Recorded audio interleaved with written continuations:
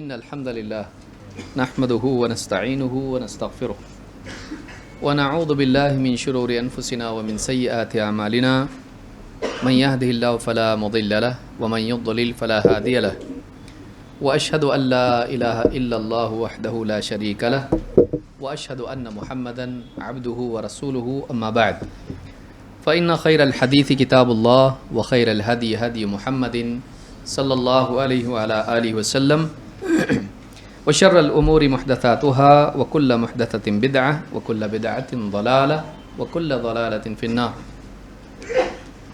پچھلی مجلس میں ہم نے دیکھا کہ صحابہ کس طرح سے اللہ کے نبی صلی اللہ علیہ وسلم کی احادیث کو جاننے سیکھنے کا شوق رکھتے تھے اور احادیث کے سیکھنے میں یا سننے میں قبول کرنے میں اور بیان کرنے میں کس طرح سے وہ احتیاط کرتے تھے، اور اسی طرح سے حدیثوں کے لیے ایک ایک حدیث کے لیے کس طرح سے مشقت اٹھا کے وہ لوگ دور دراز کے سفر کرتے تھے۔ یہ ساری چیزیں ہم نے پچھلی مجلس میں دیکھیں۔ وہ پورا حصہ احادیث کی تعظیم اور احادیث کا سیکھنا اور اس کو سکھانا، تعلیم و تعلم سے متعلق تھی۔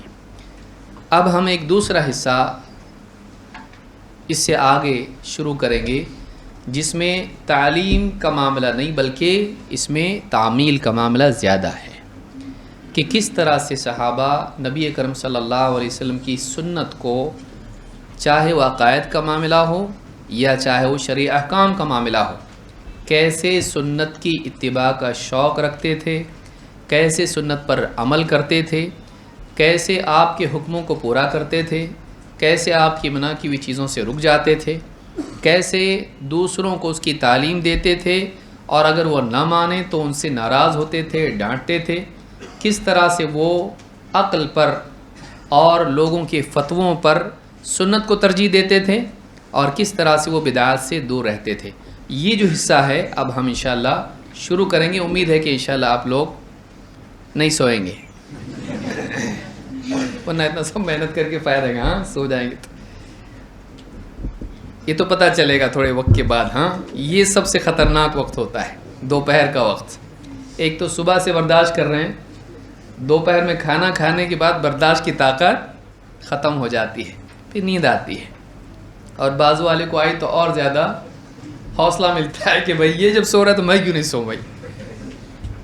لیکن اب ہے جو حصہ ہمارا جو اہم حصہ ہے، حالانکہ پہلا حصہ بھی اہم تھا، لیکن یہ جو حصہ ہے تعمیل کا حصہ، کہ کیسے وہ لوگ سنت پر عمل کرتے تھے، انشاءاللہ ہم لوگ اس کو دیکھیں گے۔ تو سب سے پہلے باب نمبر 13 ہم کہیں کہ فصل نمبر 13 اس کے حصے ہیں، تو 13ویں فصل میں ہے سنت کی اتباع کا شوق۔ ظاہر بات ہے انسان کی زندگی میں عمل آتا ہے اس کے جذبے کے مطابق، جتنا دل میں جذبہ ہوتا ہے اتنا ہی زندگی میں عمل بھی آتا ہے۔ جذبہ جب کمزور ہو جاتا ہے تو عمل بھی ماند پڑ کے چھوٹ جاتا ہے، اس لیے انسان کی زندگی میں جذبے کا ہمیشہ زندہ رہنا ضروری ہے، بلکہ اس کا بڑھتے رہنا ضروری ہے، تاکہ آدمی عمل پر بھی ڈٹا رہے، جمع رہے۔ باقی ہے ایک حدیث باقی ہے، ٹھیک انشاءاللہ۔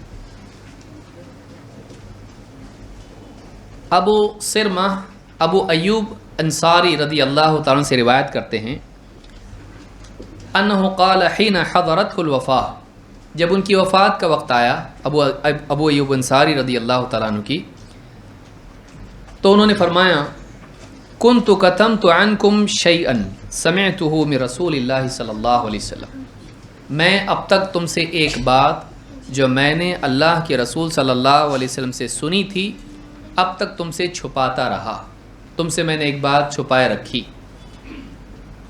سمعت رسول اللہ صلی اللہ علیہ وسلم یقول لولا انکم تذنبون لخلق اللہ خلقا یذنبون یغفر لهم، میں نے اللہ کے رسول صلی اللہ علیہ وسلم کو فرماتے سنا کہ اگر تم گناہ کرنے والے نہ ہوتے تو اللہ تعالیٰ ایک مخلوق پیدا کرتا اور وہ گناہ کرتے اور ان کی مغفرت کی جاتی۔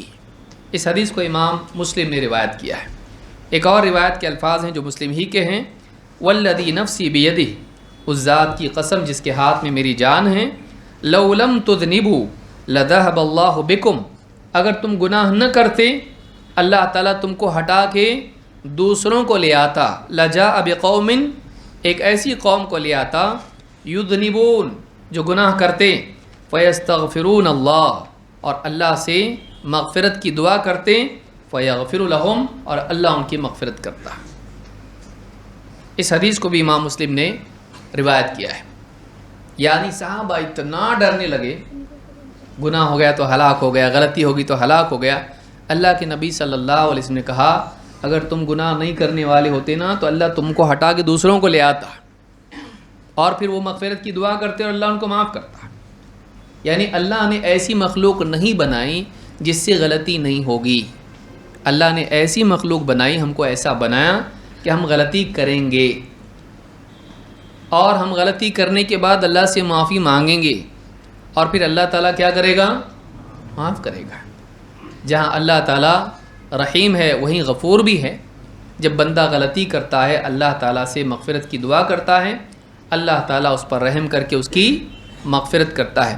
یہ اللہ نے بنایا ہی ایسا ہے کہ بندہ غلطی کرے گا تاکہ اللہ اس کو معاف کرے، ایسا نہیں بنایا کہ وہ غلطی نہیں کرے گا۔ لہٰذا یہ سوچنا کہ میں پرفیکٹ ہوں، مجھ سے کوئی غلطی نہیں ہو سکتی، غلط ہے۔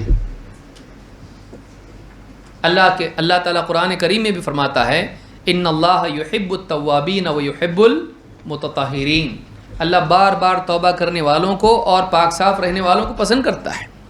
وہو الغفور الودود، اللہ تعالیٰ بڑا مغفرت کرنے والا، محبت کرنے والا ہے۔ تو بندہ گناہ نہ کرے، مغفرت کس کی ہوگی؟ تو اللہ تعالیٰ کی شان یہ بھی ہے کہ اللہ مغفرت کرتا ہے۔ لہٰذا بندوں کو اللہ نے ایسا بنایا، وہ غلطی کریں گے، لیکن غلطی کرنے والوں میں دو لوگ ہوں گے۔ ایک وہ لوگ ہوں گے جو غلطی ہو جانے کے بعد اللہ سے توبہ کر کے معافی مانگ کے اپنی اصلاح کریں، اور دوسرے وہ لوگ ہوں گے جو اپنی غلطی پر ڈٹے رہیں، توبہ نہ کریں، یا پھر اتنے ڈٹے رہیں کہ اللہ کے حکم کا انکار کریں اور ہم صحیح کر رہے بولے۔ تو دو قسم کے بندے ہوں گے۔ تو اللہ کو وہ بندہ پسند ہے جو غلطی کرنے کے بعد کیا کریں؟ توبہ کرے اور اصلاح کرے، توبہ کرے اور اصلاح کرے۔ اللہ کے نبی صلی اللہ علیہ وسلم فرماتے ہیں کل ابن آدم خطاء، آدم کی اولاد سب کی سب خطا کار ہے، غلطیاں کرنے والی ہے۔ وخیر الخطائین التوابون، لیکن ان غلطی کرنے والوں میں اچھے وہ ہیں جو توبہ کرتے ہیں۔ تو معلوم ہی ہوا کہ غلطی ہوگی، کتنا بھی اچھا ڈرائیور ہو کہیں نہ کہیں گڑبڑ کرے گا، وہ کبھی جانے میں کبھی انجانے میں اس سے غلطی ہوگی۔ یہ نہیں کہ ہم ایسے بنے کہ کچھ غلطی نہیں ہو سکتی، کوشش کرنا چاہیے گناہوں سے بچنے کی، لیکن گناہ ہو جانے کے بعد کیا؟ اس کے بعد فوری طور پر توبہ کرنا، اور یہ انسان میں عاجزی بھی پیدا کرتا ہے۔ ورنہ تقویٰ کا بھی ایک گھمنڈ ہوتا ہے انسان کے اندر، میں کبھی غلطی نہیں کرتا، یہ بھی کیا پیدا کرتا ہے انسان میں؟ گھمنڈ پیدا کرتا۔ ہاں بھائی ہم بھی ٹوٹے پھوٹے ہیں، غلطی ہوتی رہتی ہے ہمارے سے۔ یہ کیا کرتا ہے؟ اس کو تھوڑا ہائٹ اس کی کم کر دیتا، ذرا بہت اونچا اڑ رہا ہے تو نیچے آ جاتا، بھائی مجھ سے بھی غلطی ہوتی ہے۔ تو یہ تواضع پیدا کرتی انسان میں۔ تو اللہ نے بنائے ایسا ہے کہ بندہ غلطی کرے گا، اب اس کا امتحان اس میں کہ اللہ سے وہ معافی مانگے۔ صحابی ابو ایوب انصاری رضی اللہ تعالیٰ نے کہا اگر اب تک میں تم سے ایک حدیث چھپائے ہوئے تھا، اب بیان کر رہا ہوں۔ کب بیان کیا اس کو؟ وفات کے وقت۔ وفات کے وقت آدمی کا ذہن ایک جگہ رہتا نہیں ہے، پریشان ہوتا ہے وہ، لیکن صحابہ کی فکر وفات کے وقت بھی کیا تھی؟ ایک حدیث میرے پاس ہے، وہ میرے ساتھ نہ چلی جائے، میں بیان کر کے مر جاؤں مجھ کو سکون ملے گا، میں چھپا کے اپنے ساتھ لے جاؤں تو میں گناہ گار بن جاؤں گا، اللہ کا مجرم بن جاؤں گا، علم چھپانے والا بنوں گا۔ یہ جذبہ ہونا چاہیے۔ ہم کتنی باتیں اپنے گھر والوں کو بتاتے ہیں، کتنی باتیں ہم جانتے ہیں لیکن نہیں بتاتے ہیں، ہمارے ساتھ ہی وہ چیزیں دنیا سے چلی جاتی ہیں، اور بعض اوقات بہت بنیادی باتیں ہوتی ہیں وہ گھر والوں کو نہیں معلوم ہوتی ہے۔ ہم واٹس ایپ پہ ڈیبیٹ کر لیتے ہیں، فیس بک پہ پوسٹ بڑے بڑے ڈال دیتے ہیں، کاپی پیسٹ کرتے ہیں، فارورڈ کرتے ہیں۔ کبھی گھر والوں کو بھی کچھ فارورڈ کیا کریں، گھر والوں کے ساتھ بیٹھ کے بھی ہم کبھی دین کی بات کریں، ان کو بھی کچھ باتیں سمجھائیں، کبھی قرآن کی بات، کبھی حدیث کی بات۔ کیا اللہ تعالیٰ کے ہماری اس بارے میں پوچھ نہیں ہوگی؟ سوچنے کی چیز ہے۔ تو اس بات کا عزم کریں کہ ہم گھر والوں کو بھی دین سکھائیں گے، اور جہاں تک ہماری طاقت ہے ہم لوگوں تک دین کی باتیں پہنچائیں گے۔ یہ صحابہ کا مزاج تھا کہ وہ دین کو چھپانا پسند نہیں کرتے تھے، خاص طور سے ایسے پس منظر میں کہ جہاں لوگوں میں طلب ہو اور انسان چھپائے۔ اگر کسی سے علم کی بات پوچھی گئی، وہ جانتا تھا اور محتاج انسان سے اس نے علم کی بات کو چھپائے رکھا اور اس کا نقصان ہو گیا، اس کو نہیں معلوم پڑا اس کے بتائے بغیر، یعنی بتایا تھا تو معلوم پڑ جاتا، اس کو نہیں معلوم پڑا اور اس نے بتایا نہیں اس کو، قیامت کے دن اس کو آگ کی لگام پہنائی جائے گی، آگ کی لگام پہنائی جائے گی۔ تو نے دنیا میں لگام لگا کے رکھا نا اپنی زبان کو، لے اب آگ کی لگام تیری زبان کو ہوگی قیامت کے دن۔ تو علم کے مستحقین سے علم کو روک کر نہیں رکھنا چاہیے، جو لوگ علم کے حقدار ہیں ان سے علم کو روک کے نہیں رکھنا چاہیے۔ یہی وجہ ہے کہ علماء دروس، تدریس، دعوت، تبلیغ اور کتابیں لکھنا اور یہ ساری چیزیں کیوں کرتے ہیں؟ اس لیے کہ ان کے پاس علم ہے، اور اس کو چھپا کے دنیا سے چلے جائیں، مستحقین تک ادا نہ کریں، نسل در نسل اگر وہ پہنچے نہیں لوگوں تک، علم مٹ جائے گا اور اس کے مجرم و قرار پائیں گے۔ لہٰذا وہ اس ذمہ داری کو ادا کرتے ہیں جیسے انبیاء کرتے ہیں، انبیاء کے وارثین بھی اسی کو کرتے ہیں۔ یا ایھا الرسول بلغ ما انزل الیک من ربک وان لم تفعل فما بلغت رسالتہ واللہ یعصمک من الناس۔ اے رسول، اے پیغمبر، پہنچا دیجئے جو آپ کے رب کی طرف سے آپ کی طرف نازل ہوا ہے۔ اگر آپ نے ایسا نہیں کیا، آپ نے نہیں پہنچایا، آپ نے رسالت کا حق ادا نہیں کیا، آپ نے رسالت کا حق ادا نہیں کیا اگر آپ نے نہیں پہنچایا۔ اللہ کے نبی صلی اللہ علیہ وسلم ڈرتے تھے، اور آپ کی تبعیت میں، آپ کی ماتحتی میں صحابہ بھی اسی مزاج کے حامل تھے۔ انہیں بھی ڈر لگا رہتا تھا کہ جو علم ہمارے پاس ہے اس کو اگر ہم نے بیان نہیں کیا، عام نہیں کیا، تو قیامت کے دن ہم کو جواب دیتا ہے۔ علم ذمہ داری لاتا ہے، شرف نہیں۔ وہ اللہ ہے جو اس کے ہاں شرف ہوگا بندے کا، لیکن بعض اوقات ہم علم کو اپنا شرف بنا لیتے ہیں، ذمہ داری نہیں۔ اس پہ فخر کرتے ہیں، لوگوں پہ بڑائی جتاتے ہیں، نہیں۔ علم ذمہ داری ہے، وہ رسپانسبلٹی ہے۔ آدمی کو ڈرنا چاہیے کہ اب میرے پاس ایک امانت ہے، اس کو لوگوں تک پہنچانا ہے، اور اس امانت کی ادائیگی کی فکر میں وہ رات دن گزارتا ہو، ایسا ہونا چاہیے۔ آپ کا خاندان، آپ کے گھر والے، آپ کے پاس ذمہ داری ہیں، ان تک علم نہیں پہنچائیں گے، پوری دنیا میں واٹس ایپ پہ ہم فارورڈ کرتے رہیں گے، ان کی فکر نہیں کر پاتے ہیں۔ قیامت کے دن ان کے بارے میں پوچھ ہونے والی ہے۔ علی کل حال، اب ہم آگے بڑھتے ہیں، سنت کی اتباع کا شوق صحابہ میں کیسا تھا۔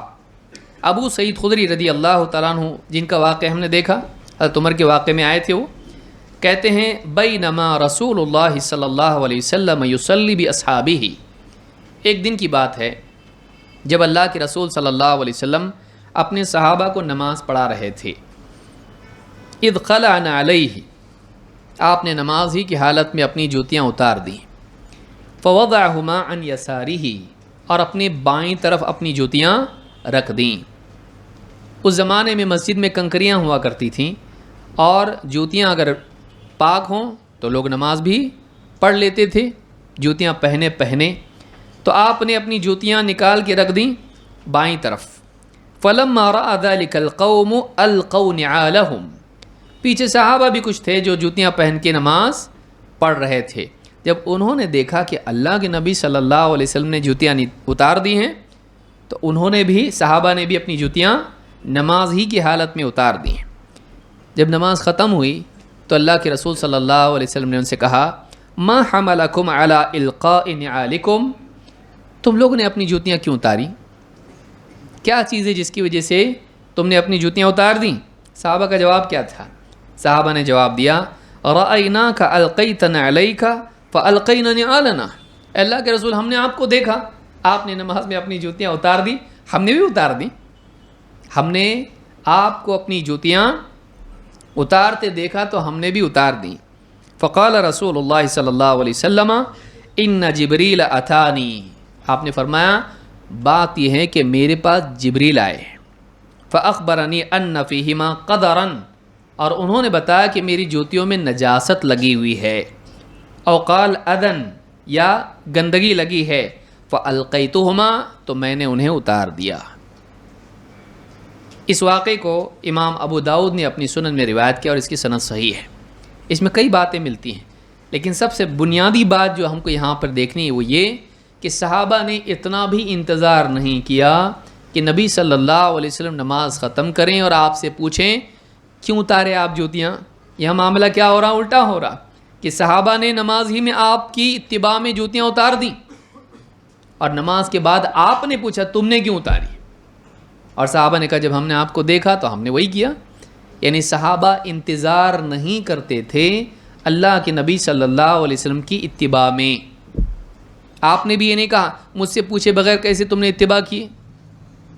آپ نے اس کو قبول کیا کا مطلب یہ ہے کہ جو عمل نبی صلی اللہ علیہ وسلم سے ثابت ہو اس کی اقتداء، اس کی اتباع کرنا ہے. دلیل قرآن کریم میں اللہ تعالیٰ نے فرمایا لقد کان لکم فی رسول اللہ اسوۃ حسنہ، تمہارے لیے رسول کی زندگی میں بہترین اسوہ موجود ہے. رات میں، دن میں، سفر میں، حضر میں، گھر میں، باہر، مسجد، بازار، بیوی شوہر کے کس معاملے میں کوئی تعین اور کوئی تخصیص اور کوئی تحدید ہے؟ نہیں. تو ہر معاملے میں نبی صلی اللہ علیہ وسلم کی اتباع کیا ہے؟ تمہارے لیے بہتر ہے، تمہارے لیے اسوہ ہے اللہ کے نبی صلی اللہ علیہ وسلم. تو صحابہ کا عام مزاج تھا کہ یہاں دیکھا، یہاں عمل کیا. پوچھتے نہیں تھے کرنا سنت پہ عمل؟ نہیں. بس اللہ نے جب بول دیا کہ تمہارے لیے رسول کی زندگی میں نمونہ ہے کا مطلب جو بھی آپ کر رہے ہیں اس کو دیکھ کے کرنا ہے. یہ صحابہ کا مزاج تھا. حتیٰ کہ نماز کی حالت میں آپ نے جوتیاں پہن کے نماز پڑھی تو صحابہ نے بھی جوتیاں پہن کے نماز پڑھی، اور آپ نے نماز میں جوتیاں اتار دی. صحابہ نے نماز ختم ہونے کا انتظار نہیں کیا، نماز ہی کی حالت میں جوتیاں اتار دی.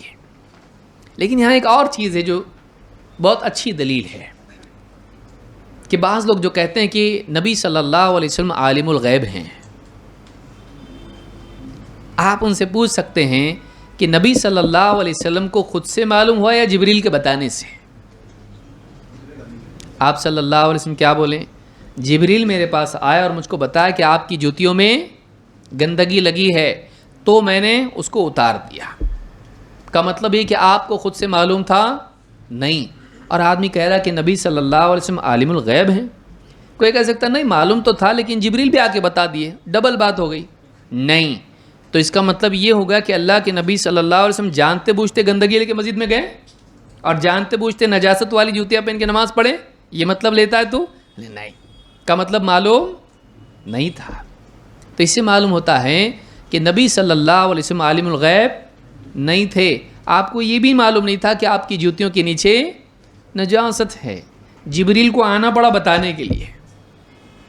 تیسرا مسئلہ اس میں معلوم ہوتا ہے کہ اگر کسی انسان کو یہ معلوم ہو جائے کہ اس کے کپڑوں میں نجاست لگی ہے، مثلا موزے میں لگی ہے، اور اگر نماز ہی کی حالت میں وہ پہلی، دوسری، تیسری کسی بھی رکعت میں اس کو معلوم ہو جائیں اور وہ اس میں نکال دے، اس کو اتار دے، موزے یا جوتیاں یا قمیص یا جو بھی لباس کا حصہ ہے، اگر اس کو اتار دیتا ہے تو اس کی نماز صحیح ہے.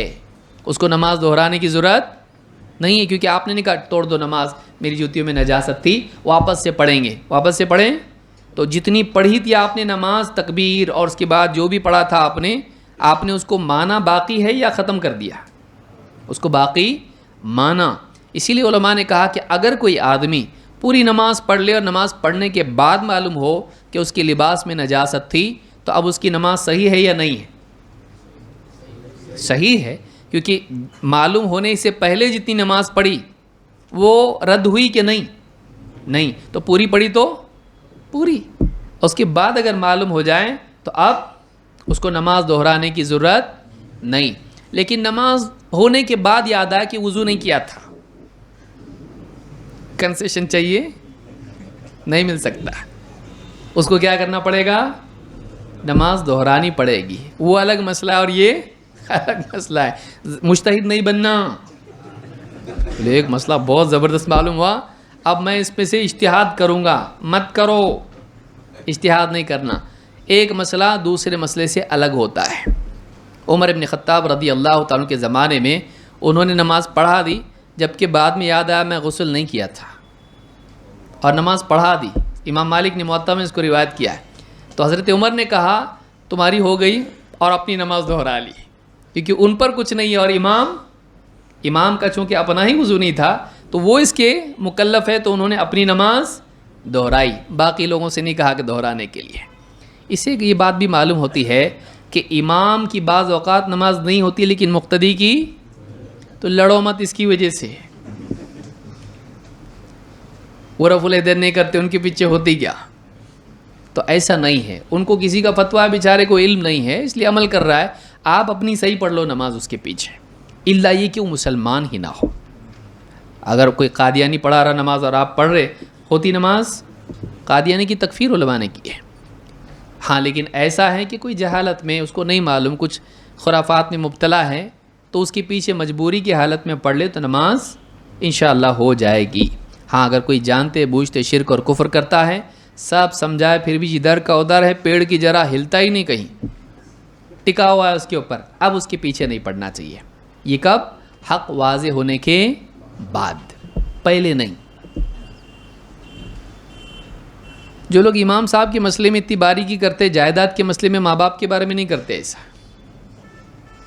کیونکہ جائیداد کا مسئلہ یہ ہے کہ مشرک کا کوئی وارث مسلمان نہیں بن سکتا، تو باپ بریلوی تھا، اس کی جائیداد اتنی ہے، اب ان کو معلوم نہیں تھا، کلمہ تو پڑھتے تھے وہ، ہاں اللہ کو مانتے تھے، رسول کو مانتے تھے، تو جائیداد کی وجہ سے ان کی بات مانے گا تو کہ مسلمان تھے، کوئی امام کی جائیداد ملتی اگر تو اس کو بھی مان لیتا، سوچنے کی چیز ہے۔ نرمی برتیں اور تکفیر کا معاملہ علماء کو سونپیے، آپ اس میں مت پڑیے۔ اس حدیث سے بات معلوم ہوتی ہے کہ اللہ کے نبی صلی اللہ علیہ وسلم کی اتباع صحابہ اتنی پابندی سے کرتے تھے کہ جیسا آپ نے عمل کیا فوراً آپ کی اتباع کرتے تھے۔ اور آگے بڑھتے ہیں، عبداللہ ابن عمر رضی اللہ تعالیٰ عنہ کہتے ہیں، اتخذ النبی صلی اللہ علیہ وسلم خاتما من ذہب، اللہ کے نبی صلی اللہ علیہ وسلم نے سونے کی انگوٹھی بنوائی، فاتخذ الناس خواتیم من ذہب، لوگوں نے بھی سونے کی انگوٹھیاں بنوا لی۔ فقال النبی صلی اللہ علیہ وسلم انی اتخذت خاتما من ذہب، میں نے سونے کی انگوٹھی بنوائی تھی، فنبذہ، اور پھر وہ انگوٹھی نکال کے پھینک دی، سونے کی انگوٹھی اتار کے پھینک دی۔ وقال انی لن البسہ ابدا، آج کے بعد میں کبھی یہ نہیں پہنوں گا۔ اللہ کی طرف سے حکم آیا، بتایا گیا یہ کیا ہے، مردوں کے لیے جائز نہیں، کیونکہ آپ جو بھی کرتے تھے اللہ کے حکم کے تابع ہو کر کرتے تھے۔ ان اتبع الا ما یوحی الی، قرآن میں اللہ نے فرمایا، نبی کا جملہ کیا ہے، آپ کہہ دو کہ میں تو بس اسی کی پیروی کرتا ہوں جو میری طرف وحی کی جاتی ہے۔ تو آپ نے انگوٹھی اتار کے پھینک دی اور کہا کہ میں آج کے بعد کبھی نہیں پہنوں گا سونے کی انگوٹھی۔ فنبذ الناس خواتیمہم، لوگوں نے بھی اپنی سونے کی انگوٹھیاں کیا کر دی، نکال کے پھینک دی۔ یعنی کتنی پابندی تھی، دیکھیے آپ نے بنا کے پہنی، صحابہ نے بھی بنوائی اور پہنی۔ عمل اس میں کیا معلوم ہوتا ہے کہ نبی اکرم صلی اللہ علیہ وسلم کے فعل میں بھی اقتداء اور اتباع ہے، اور آپ کے ترک میں بھی ہے، کہ نبی نے کیا کرنا، نہیں کیے نہیں کرنا بھی سنت ہے۔ جس چیز کو کرنا سنت ہے، اگر نبی صلی اللہ علیہ وسلم کسی چیز کو چھوڑیں، اس کا چھوڑنا بھی دین ہے، سنت ہے، اس میں بھی اتباع ہونی چاہیے۔ تو فعل میں بھی اتباع ہونا چاہیے اور ترک میں بھی اتباع ہونی چاہیے۔ اس کو یاد رکھیے کہ نبی صلی اللہ علیہ وسلم کے پیدائش کا دن کئی بار آیا، 63 سال عمر کتنی تھی اللہ کے نبی صلی اللہ علیہ وسلم کی، 63۔ تو آپ کی پیدائش کا دن آیا، آپ کی بیٹیوں کا پیدائش کا دن آیا، آپ کے نواسوں کی پیدائش کا دن آیا، لیکن کبھی منائے برتھ ڈے؟ تو آپ کو موقع تھا کہ نہیں تھا؟ بھائی کیک نہیں، کھجور ہی سے کر لیتے، کیے، موقع تھا، لیکن آپ نے وہ منایا نہیں۔ اور آج مسلمان منا رہا، بولے اپنے گڈو کا مناتے، نبی کا نہیں منانے کا کیا؟ اور دلیل بھی کتنی الٹی، دلیل بھی الٹی، مطلب ایک غلط کام کر رہا تو اس کی وجہ سے اس کو بنیاد بنا کے دوسری الٹا ہونا چاہیے تھا۔ نبی نے نہیں منایا تو ہم بھی نہیں منائیں گے۔ نبی صلی اللہ علیہ وسلم نے اپنی اولاد کا، اپنے نواسوں کا نہیں منایا تو ہم کو بھی نہیں منانا چاہیے۔ الٹا کر رہا ہے کہ ہم مناتے تو نبی کا بھی منائیں گے، یہ الٹی سوچ ہے۔ تو جہاں نبی صلی اللہ بدعت کے لیے بہت بڑی بنیاد ہے، اصول ہیں کہ نبی کریم صلی اللہ علیہ وسلم کو اگر کسی کام کے کرنے کا موقع تھا پھر بھی آپ نے نہیں کیا تو معلوم ہوا کہ وہ دین نہیں ہے. اگر ہوتا تو آپ چھوڑتے اس کو؟ نہیں چھوڑتے. تو آپ نے جب موقع ہونے کے بعد بھی اس کو چھوڑ دیا، پاسبل تھا نہیں کیا، تو ایسی صورت میں وہ کیا ہے؟ وہ دین نہیں ہے. اس کو نہیں کرنا یہ دین ہے. یہ اصول یاد رکھیں کہ جیسے نبی صلی اللہ علیہ وسلم کے فعل میں آپ کے کسی کام کو کرنے میں اتباع کرنا چاہیے، ویسے ہی آپ کے نہ کرنے میں بھی نہ کر کے اتباع کرنا چاہیے. جیسے انگوٹھی پہنی تو پہنی، اتاری تو اتار دی. دونوں چیزیں انہوں نے کی. یہ نہیں کہ پہن لی نہیں جانا تو میں پہنتا، اب ایسا کیا نہیں، اور پھینک دیا انہوں نے، اس کو پھینک دیا انہوں نے. جیسا نبی نے کیا ویسا انہوں نے کیا. تو اس روایت کو امام البخاری اور مسلم دونوں نے روایت کیا ہے. اور آگے آتے ہیں. زبیر ابن عربی کہتے ہیں سأل رجل ابن عمر عن استلام الحجر. ایک شخص نے عبداللہ ابن عمر رضی اللہ تعالیٰ عنہما کو حجر اسود کے استلام، اس کو چھونا، اس کے بارے میں پوچھا. جب طواف کرتے ہیں تو جنہوں نے عمرہ یا حج کیا ہے وہ جانتے ہیں کہ ہر چکر پر کیا کرتے ہیں؟ حجر اسود کو چھونا پڑتا ہے، اور موقع ہو تو بوسہ بھی دے سکتے، اس کو چوم سکتے ہیں. تو کسی نے پوچھا استلام کے بارے میں، فقال رأیت رسول اللہ صلی اللہ علیہ وسلم یستلمہ ویقبلہ. کہا کہ میں نے اللہ کے رسول صلی اللہ علیہ وسلم کو دیکھا ہے کہ آپ حجر اسود کو چھوتے بھی تھے استلام، اور اس کو چومتے بھی تھے. دونوں کام میں نے دیکھے ہیں. قال قلت ارأیت ان زحمت ارأیت ان غلبت. اس آدمی نے کیا کہا؟ آپ کا کیا کہنا ہے اگر بھیڑ بہت ہو تو، اور اگر مجھ کو نہ مل سکے تو؟ قال اجعل ارأیت بالیمن. تیرے اگر مگر کو، ارأیت کو آپ کا کیا کہنا ہے، کو یمن میں چھوڑ کے آ. اجعل ارأیت بالیمن، تیرے ارأیت کو کیا کہاں چھوڑ کے آ؟ یمن میں. رأیت رسول اللہ صلی اللہ علیہ وسلم یستلمہ ویقبلہ. میں نے تو اللہ کے رسول صلی اللہ علیہ وسلم کو دیکھا کہ آپ اسے چھوتے تھے اور چومتے تھے. صحابہ یہ پسند نہیں کرتے تھے. لیکن اگر ایسا ہوا تو کیا؟ اگر ایسا ہوا تو کیا؟ تو صحابہ کیا بولتے تھے؟ اپنے اگر مگر کو کہاں چھوڑ گیا؟ یمن میں چھوڑ گیا، یہاں نہیں لانا اس کو. یہ جو مزاج ہے یہ بعد کے مسلمانوں میں پیدا ہوا. سیدھا سادہ دین ہے، اگر مگر کر کے اس کو کیا کر دیے؟ بے وجہ ایکسپانڈ کر کے رکھ دیے. اگر کوئی آدمی پانی میں کودا اور نیت نہیں تھی اس کی، کوئی دھکا دے دیا اس کو، باہر نکلا، غسل ہوتا کیا اس کا؟ مسئلہ ہے بھائی، میں دل سے نہیں بول رہا ہے صاحب کو، کہ اگر کوئی آدمی غلطی سے کنویں میں گر گیا اور اس کی نیت نہیں تھی غسل کی، اگر پورے اعضاء اس کے بھیگ گئے، غسل ہو گیا اس کا. کیسا ہوتا بھائی؟ نیت ہی نہیں ہے اس کی. سمجھ میں آئی بات؟ نیت نہیں ہے اس کی. اس طرح کے کئی مسائل لوگوں نے نکال لیے باریک باریک بحثیں کر کے، اور وہ سردرد بن گیا.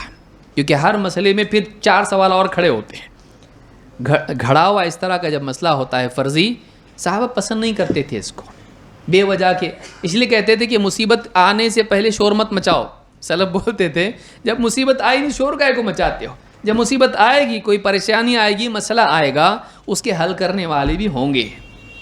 کوئی پریشانی، کوئی فقہی مسئلہ، کوئی نئے حالت آ جائے گی، اس وقت ایسے علماء ہمیشہ رہیں گے جو ان مسائل کا حل بتائیں گے. ایسا ہوا تو کیا، ویسا ہوا تو کیا، یہ کرنے کو سلف پسند کرتے تھے نہیں. ہاں ایسی چیزیں جو واقع ہوتی ہیں تب تو سمجھ میں آتا ہے، ورنہ وہ لوگ پسند نہیں کرتے تھے. تو امام البخاری نے اس کو کتاب الحج میں روایت کیا ہے. تو اس سے معلوم ہوتا ہے کہ صحابہ بولتے تھے ہم نے نبی صلی اللہ علیہ وسلم کو دیکھا کرتے، ہم بھی ایسا کریں گے. وہ سنت پہ عمل کرنے کا جذبہ رکھتے تھے. علی ابن ربیعہ کہتے ہیں شہید تو. اب دیکھیے یہ روایت کیسی ہے، اور اس کا اہتمام ہم کو کرنا چاہیے. دن میں کتنی مرتبہ ہم لوگ گاڑی پہ بیٹھتے، لیکن یہ سنت ہم سے رہ جاتی ہے. علی ابن ربیعہ کہتے ہیں شہید تو علی رضی اللہ عنہ وأتی بدابۃ لیرکبھا. کہتے کہ میں نے حضرت علی کو دیکھا ہے، میں اس وقت حاضر تھا وہاں پہ، جب ان کے پاس سواری کے لیے ایک جانور سواری لائی گئی، جانور لایا گیا. فلما وضع رجله في الرکاب، جو رکاب ہوتا ہے جس پہ جیسے گھوڑے وغیرہ کا ہوتا ہے نا، اس میں پاؤں رکھ کے اوپر بیٹھتے ہیں، تو پاؤں رکھنے کی جو جگہ ہوتی ہے، تو رکاب پر جب پاؤں رکھا قال بسم اللہ، سب سے پہلے کیا کہا؟ آج رکاب تو ہے نہیں، تو ہم لوگ بائک پہ پاؤں رکھیں یا گاڑی پہ کار میں پاؤں رکھیں، قدم رکھیں تو کیا کہیں؟ بسم اللہ۔ فلما استوى على ظهرها قال الحمد للہ، جب ٹھیک سے سوار ہو گئے، بیٹھ گئے، تو کیا کہا؟ الحمد للہ۔ ثم قال سبحان الذي سخر لنا هذا وما كنا له مقرنين وإنا إلى ربنا لمنقلبون۔ اس کے بعد کیا پڑھا؟ یہ دعا پڑھی جو قرآن میں اللہ تعالیٰ نے ہم کو سکھائی ہے، پاک ہے وہ ذات جس نے اس جانور کو ہمارے لیے مسخر کیا اور ہمارے بس میں تو تھا نہیں کہ اس پر قابو پاتے، اور ہم کو پلٹ کے اپنے رب کے پاس ہی جانا ہے۔ ثم قال الحمد للہ الحمد للہ الحمد للہ 3 مرات، یعنی 3 مرتبہ الحمد للہ کہا۔ ثم قال اللہ اکبر 3 مرات، اللہ اکبر اللہ اکبر اللہ اکبر۔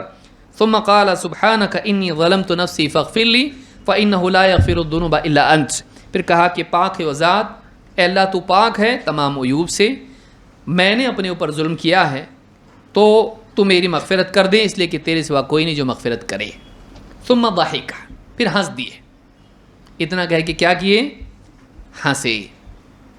فقیل یا امیر المؤمنین من ای شیء ضحکت، کسی نے پوچھا امیر المؤمنین آپ ہنسیں کیوں، آپ کس وجہ سے ہنسے؟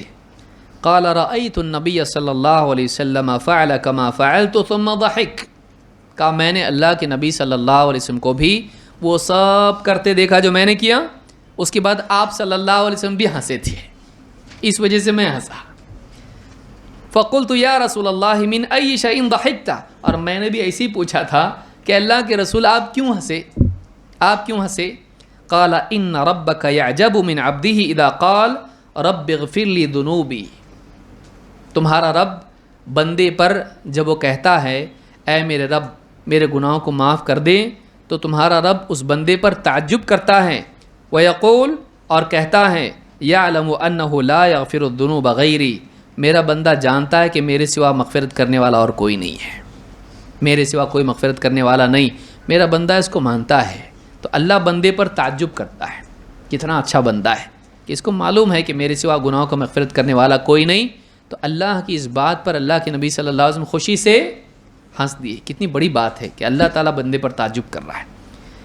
یہ سواری کی وقت کی دعا ہے، یہ عمل ہے، بسم اللہ الحمدللہ، پھر سبحان الذی سخر لنا، الحمدللہ الحمدللہ الحمدللہ، اللہ اکبر اللہ اکبر اللہ اکبر، پھر اس کے بعد سبحانک انی ظلمت فاغفر لی فانہ لا یغفر الذنوب الا انت۔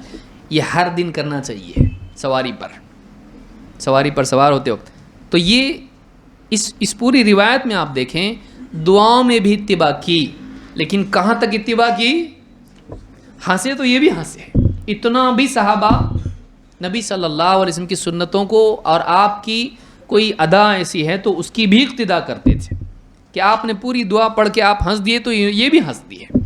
یہ صحابہ کا مزاج تھا اور یہ ان کے ہاں اتباع کا معاملہ تھا۔ اس حدیث کو امام احمد، ابو داؤد، ترمذی نے روایت کیا ہے، اور شیخ الالبانی نے کہا کہ یہ حدیث صحیح ہے۔ نبی صلی اللہ علیہ وسلم کے حکم کی تعمیل، یہ ہم نے دیکھا اتباع، اس لیے نیت کریں کہ ہم رسول اکرم صلی اللہ علیہ وسلم کی سنتوں کو معلوم کر کے ان پر عمل کی کوشش کریں گے۔ چھوٹی چھوٹی سنتیں ہیں، اپنے بچوں کو بھی سکھانا، نماز کے اذکار ہیں، صبح شام کے اذکار ہیں، کھانے پینے کے اذکار ہیں، اسی طرح سے سونے جاگنے کے اذکار ہیں، مسجد میں داخل ہونے باہر نکلنے کے اذکار ہیں، گھر سے باہر نکلنے کے اذکار ہیں، سواری کے اذکار ہیں، شام ہونے کے اذکار ہیں، صبح کے اذکار ہیں، کتنے سارے اذکار ہیں، لیکن ہم لوگ اس کا اہتمام کر پاتے نہیں۔ کیوں؟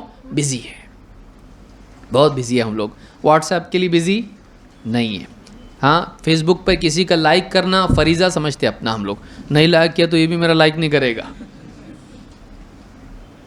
حل جزاء الاحسان الا الاحسان، ہاں اس نے میرا لائک کیا تھا اب میں لائک نہیں کروں گا ناراض ہو جائے گا۔ یہ ہمارا حال ہو گیا آج، ہماری ساری دینداری سوشل میڈیا بن چکی ہے، اسی پہ ہم دیندار ہیں، ویسا نہیں ہونا چاہیے۔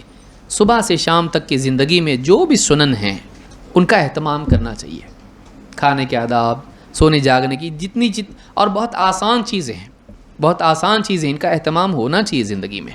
اللہ تعالیٰ سے دعا کریں کہ اللہ ہم سب کو توفیق عطا فرمائے۔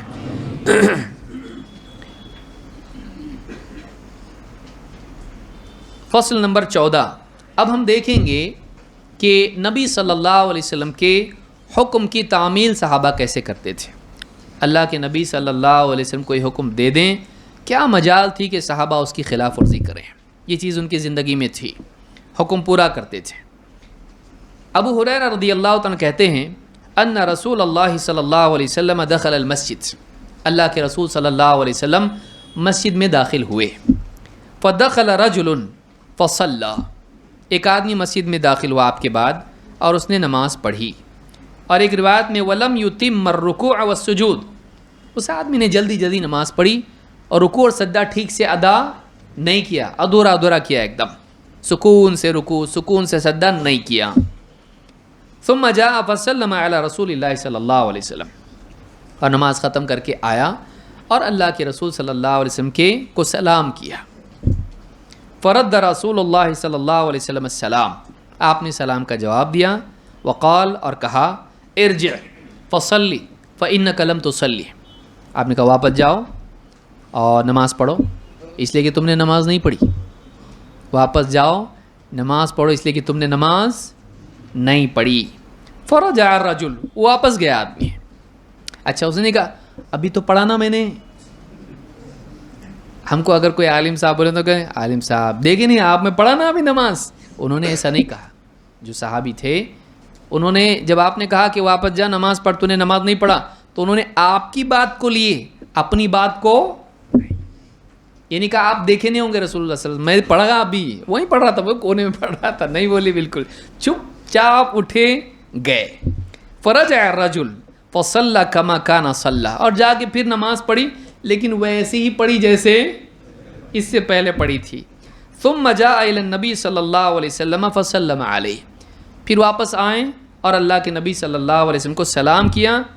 فقال رسول اللہ صلی اللہ علیہ وسلم وعلیک السلام، آپ نے سلام کا جواب دیا وعلیک السلام۔ ثم قال ارجع فصلی فإنک لم تصلی، جاؤ واپس جاؤ اور نماز پڑھو کیونکہ تم نے نماز نہیں پڑھی۔ حتی فعل ذلك 3 مرات، 3 بار ایسی ہوا، جاؤ واپس جا کے نماز پڑھ کے آ، نہیں پڑھا تو نماز۔ 3 بار وہ گئے۔ جب 3 بار ایسا ہوا تو انہوں نے کچھ تو سمجھا کچھ تو گڑبڑ ہو رہی ہے اپنی، نہیں پڑھا ایسا تو نہیں، پڑھ رہا ہوں میں سامنے لیکن آپ بول رہے نہیں پڑھی تو نے، تو کیا کہا، سمجھ گئے کچھ تو میرے سے غلطی ہو رہی ہے۔ فقال، اب دیکھیے کتنا ادب تھا صحابہ میں، یعنی کتنے ادب سے وہ، حالانکہ بیچارہ نماز ان کی ابھی مکمل ہونی ہے، ٹھیک سے پڑھنا ہے، لیکن بات کرنے کا سلیقہ ان کے پاس تھا، ادب تھا۔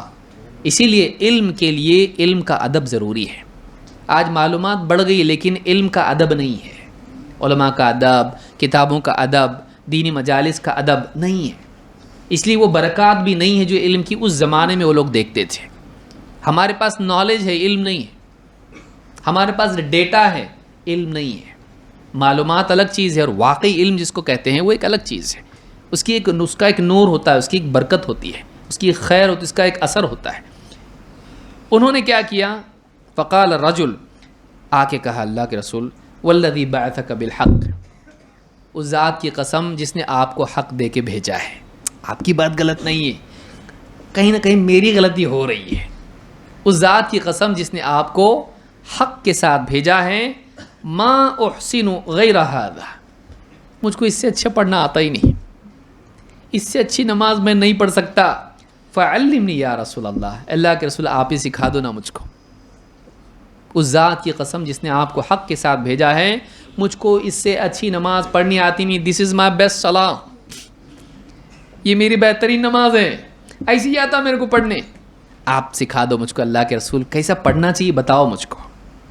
فقال اذا قمت الى الصلاۃ فکبر، آپ نے سکھایا جب تو نماز کے لیے کھڑا ہو تکبیر کہہ، ثم قرأت ما تيسر معك من القرآن، پھر جو تمہارے پاس قرآن ہے یعنی جتنا تم کو یاد ہے اتنا میسر ہو، جتنا ایزیلی پڑھ سکتے ہو پڑھو۔ ایک روایت میں سورہ فاتحہ اور جتنا تمہارے ساتھ قرآن ہے اس کو پڑھو۔ ثم ارکع حتی تطمئن راکعا، پھر رکوع کرو اطمینان کے ساتھ رکوع کرو. ثم ارفع حتی تعتدل قائما، پھر رکوع سے کھڑے ہو یہاں تک کہ ایک دم بیلنس کھڑے رہو، سکون کے ساتھ کھڑے رہو. ثم اسجد، پھر سجدہ کرو حتی تطمئن ساجدا، پھر سجدہ کرو یہاں تک کہ سجدے میں سکون سے رہو. ثم ارفع حتی تطمئن جالسا، پھر اٹھ کے بیٹھ جاؤ یہاں تک کہ سکون سے بیٹھ جاؤ، اطمینان سے بیٹھو. ثم اسجد حتی تطمئن ساجدا، پھر سجدہ کرو یہاں تک کہ اطمینان سے سجدے میں رہو. ثم ارفع حتی تطمئن جالسا، پھر اٹھ کے بیٹھو یہاں تک کہ سکون اور اطمینان سے بیٹھو. ثم افعل ذلك في صلاتك كلها، یہ پورا عمل اپنی پوری نماز میں اسی طرح سے کرو، یعنی ایک رکعت سکھائی اور باقی ساری رکعتوں میں ایسا ہی کرو. فَإِذَا فَعَلْتَ هَذَا فَقَدْ تَمَّتْ صَلَاتُكَ، جب تم نے ایسا کیا تو تمہاری نماز مکمل ہو گئی. وَمَنْ تَقَصْتَ مِنْ هَذَا شَيْئًا فَإِنَّمَا انْتَقَصْتَهُ مِنْ صَلَاتِكَ، اس میں سے اگر کچھ بھی کم کیا تو نے تو تیری پوری نماز میں سے کم ہو جائے گا، اس میں نقص پیدا ہوگا. تو ان چیزوں میں اگر نقص رہا تو نماز میں بھی نقص رہے گا. اس کو امام البخاری مسلم دونوں نے روایت کیا ہے. اس حدیث سے بات معلوم ہوتی ہے کہ انہوں نے، اب بعض لوگ اس سے دوسرا مسئلہ نکالتے ہیں، رفع الیدین تو ہے ہی نہیں اس کے اندر، تو نہیں بھی کہ تو چلتا ہے کہ نہیں. اگر کوئی آپ سے کہے بھائی کہاں ہے رفع الیدین اس میں، اور آپ تو بولتے ہو سکھائے نماز پوری اور رفع الیدین ہی نہیں اس کے اندر، پھر ہاں اور بھی بہت کچھ نہیں. اس اتحیات ہیں، اتحیات پڑھ ہے اس کے اندر، کچھ بھی نہیں اس کے اندر. کیونکہ یہ جس سیاق میں بولا، اس کو اصول کو یاد رکھیے، جس پس منظر میں یہ بات ہو رہی ہے، غلطی کہاں تھی؟ حدیث میں شروع میں کیا ہے؟ ان صحابی نے نماز میں رکوع اور سجدہ ٹھیک سے نہیں کیا تھا، تو یہاں ضروری تھا کہ اسی کو سمجھائیں.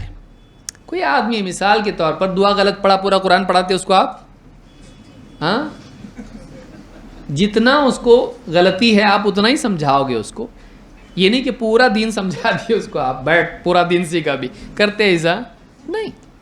تو جو غلطی ہے اسی نسبت سے آپ نے ان کو سمجھایا، لہٰذا بہت ساری چیزیں اس میں آپ نے چھوڑ دیں. ہاتھ باندھنا ہے اس میں،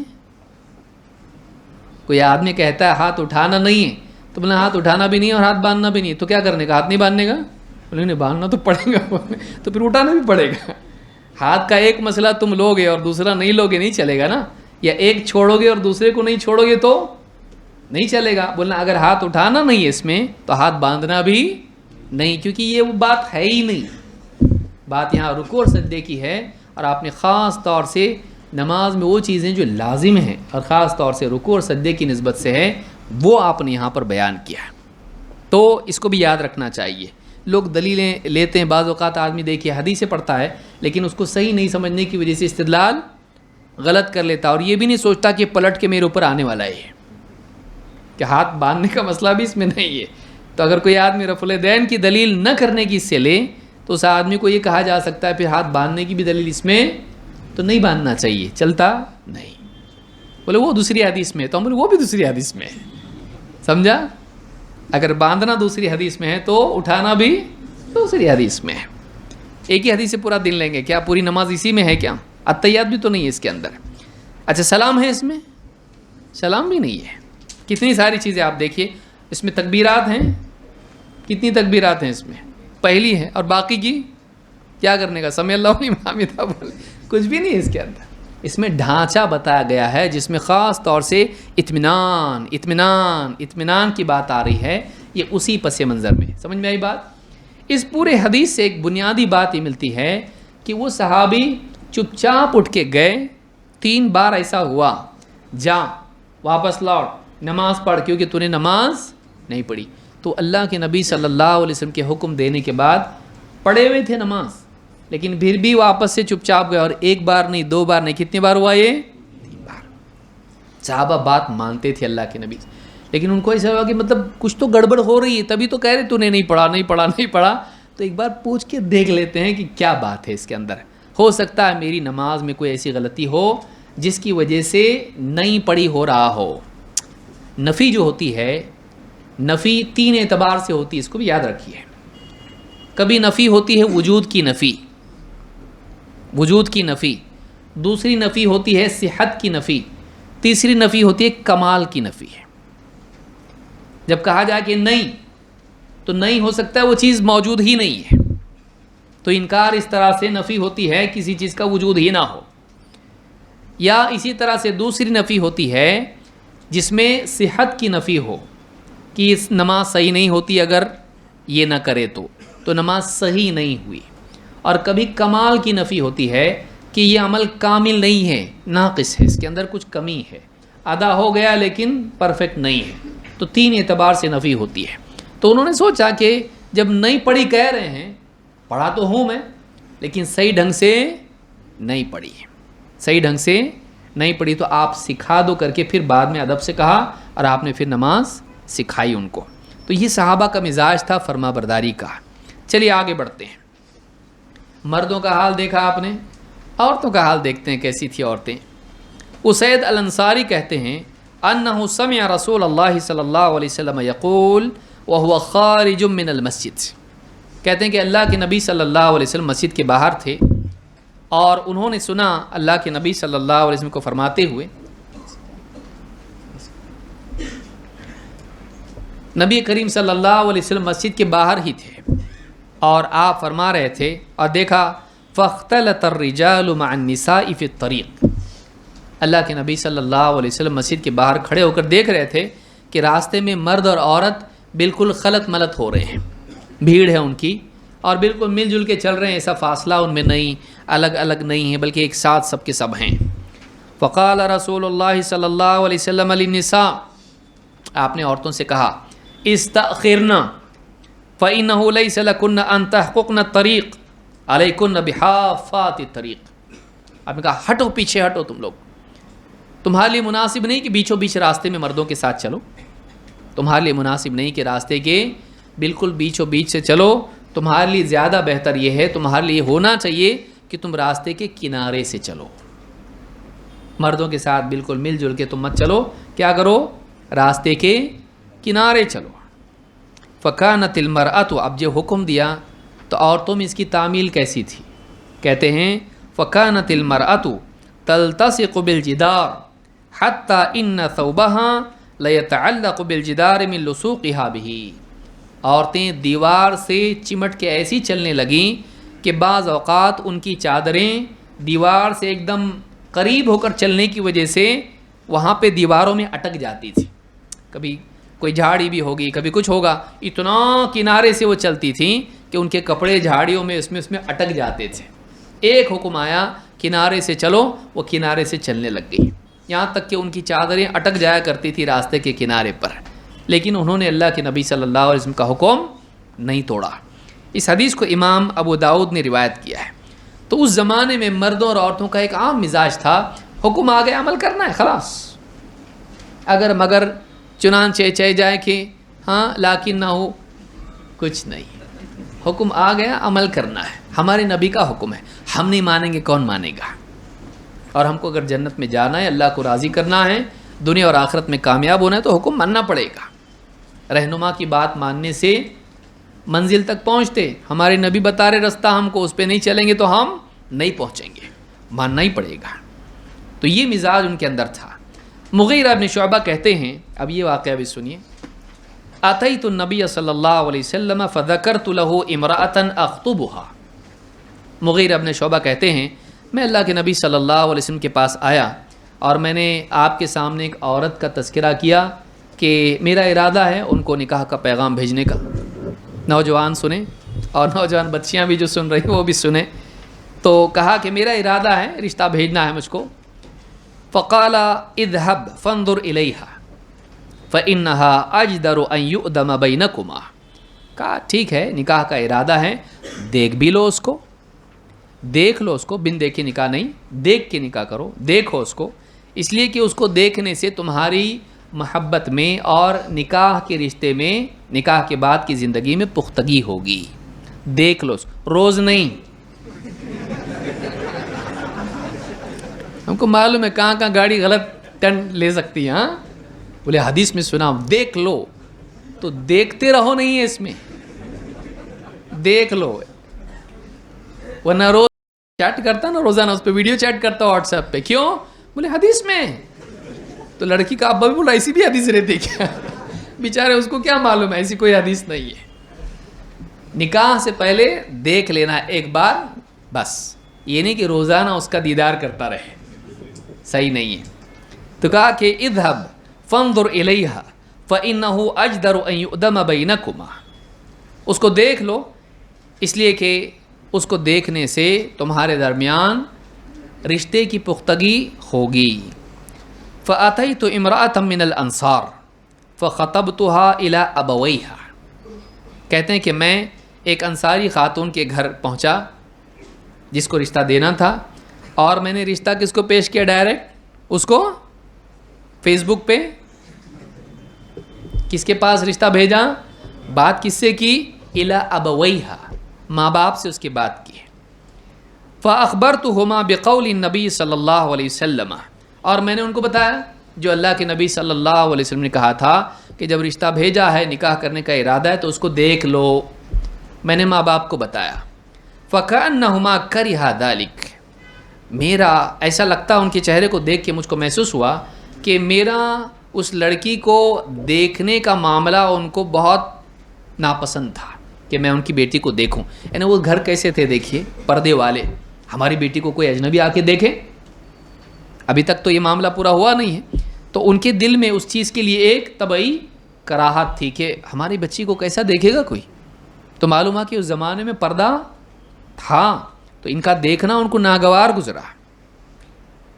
قال فسمعت ذلك المرأة وهي في خدرها, ابھی بات چل ہی رہی تھی اور انہوں نے بات بتائی اور ان کو ان کے چہرے پر ناگواری کے اثرات تھے. تو پردے کے پیچھے سے اس خاتون نے یا اس لڑکی نے کہا, وہ اندر پردے میں سامنے آ کے بیٹھی نہیں, اچھا ماشاءاللہ میرے رشتے کی بات ہو رہی, ہاں میں بھی تو دیکھوں, فریڈم ہے اس زمانے میں, ہاں سب کے مشورے سے ہونا چاہیے. ایسا ہوا پردے کے پار ہے, وہ پیچھے ہے, پردے میں اندر ہے. اس نے پیچھے سے بات کی اور کہا فقالت, اب دیکھیے اس کا مزاج کیا تھا, اس خاتون کا مزاج کیا تھا. فقالت ان کان رسول اللہ صلی اللہ علیہ وسلم امرک ان تنظر فانظر والا فانشدک, کہا کہ اگر اللہ کے رسول صلی اللہ علیہ وسلم نے واقعی آپ کو حکم دیا ہے کہ مجھے دیکھیں تو دیکھیے, ورنہ میں اللہ سے ڈراتی ہوں, آپ کو اللہ کا خوف دلاتی ہوں, اللہ کا واسطہ دیتی ہوں, بالکل نہیں دیکھنا میرے کو. اگر اللہ کے نبی صلی اللہ علیہ وسلم بولیں تب تو دیکھ سکتے ہو, اگر ایسا نہیں ہے تو میں اللہ کا خوف دلاتی ہوں. کأنها اعظمت ذلک, کہتے ہیں کہ بات سے ایسا لگ رہا تھا کہ یہ چیز اس عورت پر بہت بھاری تھی کہ میں اس کو دیکھوں, اس کے لیے بہت بہت تکلیف کی چیز تھی یہ. لیکن حکم کس کا ہے؟ اللہ کے رسول صلی اللہ علیہ وسلم کا. کہتے ہیں قال فنظرت الیہا فتزوجتها, کہتے ہیں میں نے دیکھا بھی اس کو اور ہماری شادی بھی ہو گئی, نکاح بھی ہو گیا. فذکر من موافقتها, اور کہا کہ ہماری جوڑی بہت جمی, کیونکہ اللہ کے نبی صلی اللہ علیہ وسلم کیا بتائے تھے؟ نکاح کا ارادہ ہے, دیکھ لے تمہاری موافقت رہے گی. کہتے ہاں میں دیکھا بھی, نکاح بھی کیا, اور ہماری موافقت بھی جیسا بتائے تھے اللہ کے رسول صلی اللہ علیہ وسلم رہی. دونوں میں ایک دم جوڑی پکی تھی ہماری. اس حدیث کو امام احمد, ترمذی, نسائی, ابن ماجہ نے روایت کیا ہے. اس روایت سے بات معلوم ہوتی ہے کہ اس زمانے کی خواتین میں دینی غیرت بھی تھی اور سنت کی تعظیم بھی تھی اور مزاج میں حیا تھی. وہاں پر آپ دیکھیے پردے کا کتنا اہتمام تھا. ماں باپ بھی کیسے تھے, ماں باپ کو بھی برداشت نہیں تھا کہ ہماری بچی کو کوئی دیکھے. یہاں آج کیا حال ہے, ماں باپ خود بچیوں کو بغیر پردے کے نکاحوں میں, ولیموں میں لے کے جاتے تاکہ لوگ دیکھیں اور کہیں نہ کہیں سے رشتہ آئے, ہے کہ نہیں؟ یہ بہت بری بات ہے, اس زمانے میں نہیں تھا. اور اس زمانے میں آدمی رشتہ لے کے جاتا تھا کس کے پاس؟ ماں باپ کے پاس. ایک سلیقہ, ایک طریقہ ہے. آج بچیاں جا کے کورٹ میں نکاح کر کے آ رہی ہیں, وہ شرعی نکاح بھی نہیں, نہ گواہ چنوں کو بنا لیا اپنے ساتھ میں, اور اس کے 2 لفنگے دوست اس کے ساتھ جو ہے 2 گواہ بن گئے, اور ولی کون ہو گیا؟ کوئی نہ کوئی ڈاکو بن گیا ولی اس کا, اور ہو گیا نکاح. کیسے؟ یہ نکاح نہیں ہوتا ہے. لا نکاح الا بولی و شاہد عدل, نکاح نہیں ہوتا ہے ولی کی اجازت کے بغیر, اور دو گواہ لچے لفنگے نہیں. وہ شاہد عدل معتبر اچھے کیریکٹر کے مالک ایسے گواہ بنتا ہے. ایسے معاملے میں کوئی گواہ نہیں. باپ سے پوچھی نہیں اور شادی کر رہی اور گواہ بن جائے, بولے یہ کالج کے دونوں فرینڈ میرے گواہ بنیں گے. ایسا گواہ نہیں ہوتا ہے. گواہ معتبر, سمجھدار, عزت دار, شریف انسان ہونا چاہیے. لیکن آج بہت ساری شادیاں اس طرح سے بچے ماں باپ کی اجازت کے بغیر کر رہے ہیں. یہ صحیح نہیں ہے. لڑکی کا نکاح ولی کی اجازت کے بغیر نہیں ہوتا ہی نہیں. نکاح باطل ہے. ایسا نکاح نہیں ہوتا. ایسا نکاح. تو یہاں پر آپ دیکھیں گے کہ نبی صلی اللہ علیہ وسلم کے حکم کو اپنی ذاتی چاہت کے خلاف وہ لوگ مانتے تھے. دل تو نہیں چاہ رہا کہ کوئی دیکھے, لیکن حکم ہے تو پھر دیکھو, ورنہ اللہ کا ڈر دلاتی ہوں تم کو کہ نہیں دیکھنا, مجھ کو نہیں دیکھنا. یہ اس زمانے کا حال تھا. چلیے آگے بڑھتے ہیں. یہ ہوا حکم کی تعمیل. اب ہم دیکھیں گے کس طرح صحابہ اللہ کے نبی صلی اللہ علیہ وسلم کی منع کی ہوئی چیزوں سے بچتے تھے. حکم دے دیا کرنا ہے, منع کر دیا رکنا ہے. منع کر دیا اور رکنا ہے. عبد الرحمن ابن یزید کہتے ہیں حدثنی ثوبان مولا رسول اللہ صلی اللہ علیہ وسلم, مجھ سے اللہ کے رسول صلی اللہ علیہ وسلم کے آزاد کردہ غلام ثوبان نے حدیث بیان کی. کہتے ہیں قال رسول اللہ صلی اللہ علیہ وسلم, اللہ کے رسول صلی اللہ علیہ وسلم نے فرمایا من یضمن لی واحدۃ واضمن له الجنہ, کون ہے جو ایک چیز کی گارنٹی دے دے میں اسے جنت کی گارنٹی دیتا ہوں. کون ہے جو ایک چیز کی ضمانت مجھے دے دے میں اسے جنت کی ضمانت دیتا ہوں. ایک چیز کا وعدہ مجھ سے کرے, ذمہ داری لے لیں, میں اس کے لیے جنت کی ذمہ داری لیتا ہوں.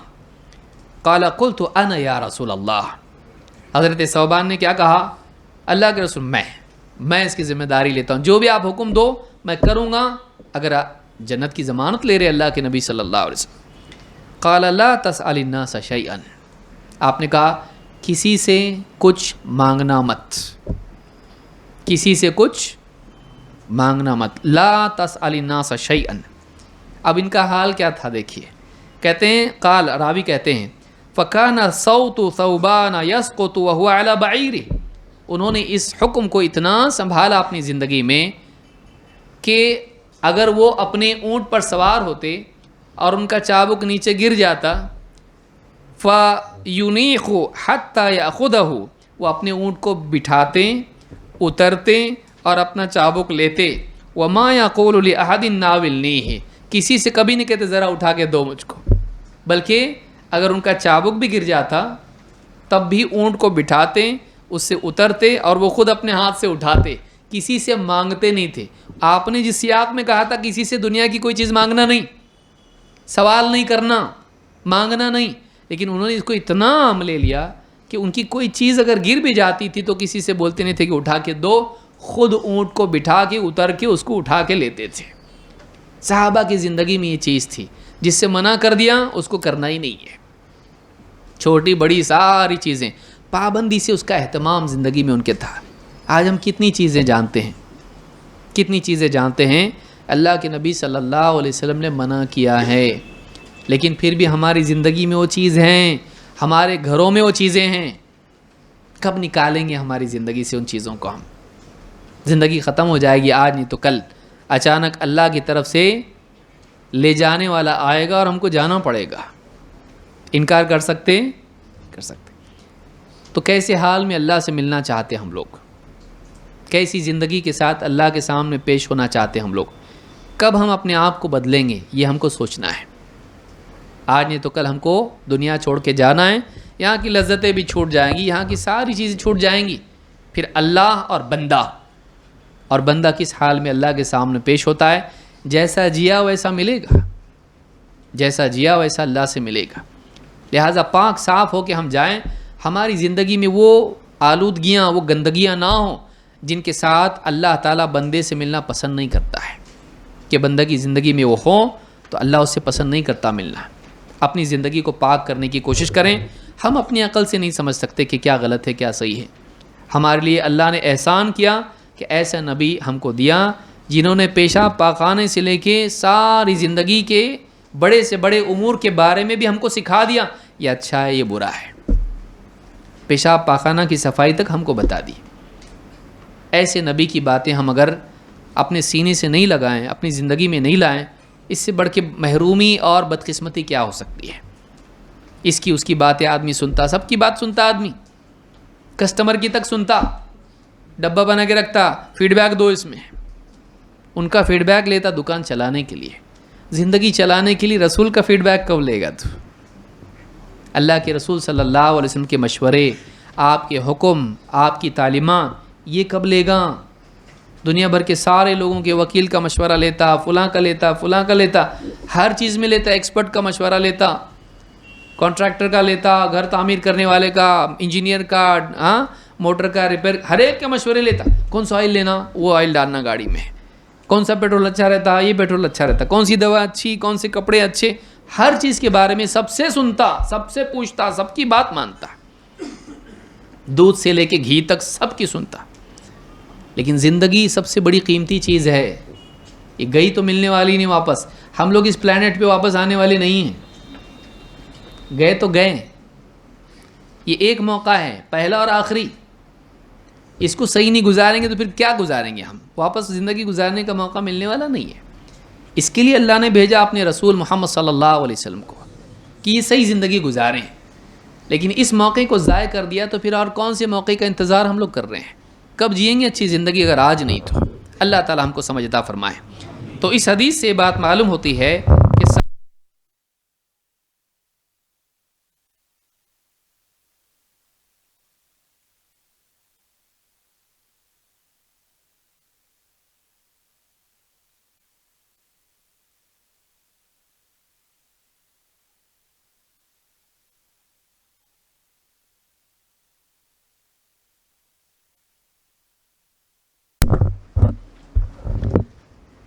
جب اللہ کے رسول صلی اللہ علیہ وسلم نے خیبر فتح کیا، اصبنا حمرا خارجا من القریۃ فطبخنا منها، جب اللہ کے رسول صلی اللہ علیہ وسلم نے خیبر فتح کیا تو بستی کے باہر ہم کو کچھ گدھے ملے، یہ لوگ بہت بھوکے تھے، جنگ ہوئی، آپ دیکھیے سفر سے آئے تو کتنی بھوک لگتی، دھوپ میں لگتا، وہ لوگ جنگ میں تھے، لڑ کے ایک دم، جب فتح ہو گیا اب سب کو کیا لگی تھی؟ بھوک، اور کچھ تھا نہیں ساتھ میں، نہ توشہ نہ کچھ نہ کیا، تو کہتے ہیں کہ کچھ بھی ملا نہیں ہم کو، کیا ملے؟ کچھ گدھے ہم کو ملے بستی کے باہر، تو فطبخنا منہا، ہم نے ان میں سے کچھ کو لیا اور اس کو پکایا، ابھی تک کہ کوئی صفائی کے ساتھ حرمت اس کی آئی نہیں ہے، جنرل حکم کیا ہے جس سے منع نہیں ہے وہ جائز ہے، تو انہوں نے گدھے ملے تو گدھے کاٹ کے ذبح کر کے ان کا گوشت پکا دیا۔ فنادى منادی رسول اللہ صلی اللہ علیہ وسلم، کہتے ہیں اتنے میں ایک ندا لگانے والا اللہ کے رسول صلی اللہ علیہ وسلم کی طرف سے آیا، الا ان اللہ ورسولہ ینہیانکم عنہا، خبردار اللہ اور اس کا رسول تم کو اس سے منع کرتے ہیں، کس سے؟ گدھوں کا گوشت کھانے سے، جو بستی کے گدھے ہوتے ہیں ان کا گوشت کھانے سے منع کرتے ہیں۔ اور ایک روایت میں ہے ان اللہ ورسولہ ینہیانکم عن لحوم الحمر الاہلیہ، شہری یا بستی والے گدھوں سے، ان کا گوشت کھانے سے اللہ اور اس کا رسول تم کو منع کرتے ہیں، ان کی طرف سے نو ہے، اس کے لیے نہیں کھا سکتے اس کو۔ فإنہا رجس من عمل الشیطان، اس لیے کہ یہ نجس ہے اور شیطانی حرکت ہیں، مطلب یہ کھانا کیا ہے؟ شیطانی کام ہے۔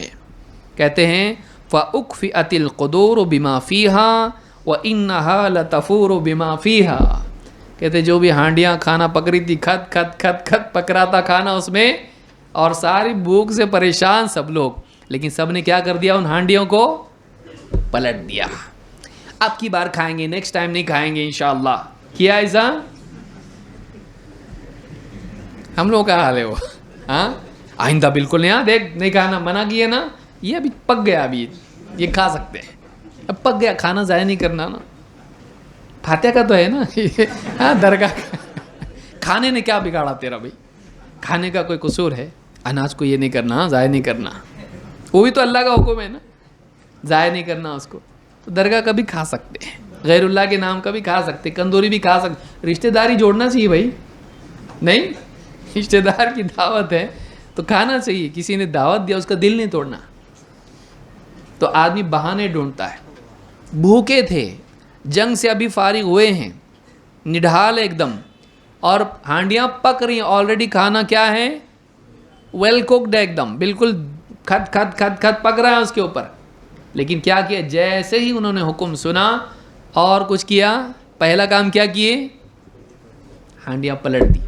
گیا ہے, ختم. نہیں کھانے کا مطلب نہیں کھانا ہے, بھوکے ہیں نہیں ہے وہ کچھ نہیں, کھانا ہے کیا نہیں, پلٹ دو اس کو. بھوک کی حالت میں چلتا نہ, جنگ میں چلتا نہ, کچھ نہیں. حکم آ گیا, نہیں کھانا ہے اس کو, منع کر دیے کا مطلب رک جانا ہے. یہ ان کا مزاج تھا. اس کو امام البخاری مسلم دونوں نے روایت کیا ہے. اور آگے بڑھتے ہیں. انس بن مالک رضی اللہ تعالیٰ عنہ ہی کی روایت ہے, کہتے ان الخمر التی احریقت الفضیخ, جو شراب جس کو پھینک دیا گیا تھا, اونڈیل دیا گیا تھا, وہ فضیخ تھی, خاص درجے کی, اعلیٰ درجے کی شراب تھی. کہتے ہیں اس کا پورا واقعہ بیان کر رہے ہیں. کہتے ہیں کہ کنت ساقی القوم فی منزل ابی طلحہ, ابو طلحہ رضی اللہ تعالیٰ عنہ کے گھر میں ایک دعوت چل رہی تھی, پارٹی. کائے کی, شراب کی. شراب پی رہے تھے بیٹھ کے سب, اور پلانے والا کون تھا, میں انس بن مالک. میں لوگوں کو شراب پلا رہا تھا حضرت ابو طلحہ کے گھر میں. فنزل تحریم الخمر, اتنے میں شراب کی حرمت نازل ہوئی.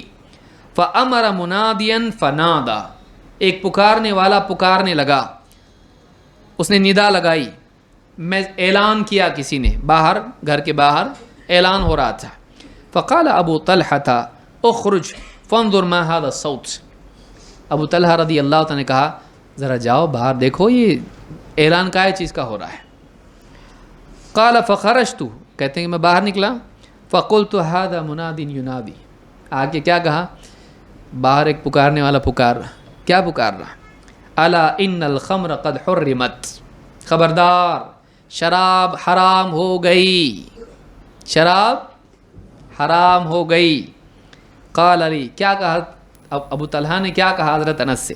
فقال علی اذهب فاحرقها, جاؤ یہ سب شراب پھینک دو باہر, یہ ساری شراب کیا کر دو, انڈیل دو, پھینک دو. قال فجرت فی سکک المدینتی, کہ وہ شراب جتنی تھیں, جتنے گھروں میں شراب تھی, وہ لوگ شراب پینے والے لوگ تھے ایک دم, رکھ رکھ کے سالوں کی پرانی پرانی, جتنی پرانی شراب ہو اتنی زیادہ مہنگی رہتی, معلوم کہ نہیں, کیا معلوم آپ کو, جتنی پرانی شراب ہو اتنی بہت ہی نشے والی اور اتنی مہنگی ہوتی ہے. وہ لوگ بہت بھاری بھاری شراب پینے والے لوگ تھے. کہتے ہیں کہ شراب مدینہ کی گلیوں میں راستوں پر بہا دی گئی. جس کے بھی گھر میں تھوڑی بہت شراب تھی اس نے کیا کر دیا, گھر سے باہر, ہمارے گھر میں چاہیے ہی نہیں ہے, منع کر دیا اللہ کے نبی نے, ہم گھر میں رکھیں گے, سارے راستوں پہ بہا دیے. کہا کہ فجرت فی سکک المدینہ, تو شراب مدینے کی گلیوں میں راستوں پر بہا دیے لوگوں نے. اور کہتے ہیں کہ فما راجعوها ولا سألوا عنها بعد خبر الرجل, انہوں نے زیادہ کچھ پوچھنا ضروری نہیں سمجھا. جب اعلان کرنے والے نے اعلان کر دیا شراب حرام, تو زیادہ ڈیٹیل میں جانے کی ضرورت محسوس نہیں کی, کب سے, اگلے مہینے سے کیا, اگلے ہفتے سے کیا, کچھ نہیں. حرام ہو گئی کا مطلب حرام ہو گئی, اور بہا دیا انہوں نے, سب ساری جب پھینک دی انہوں نے.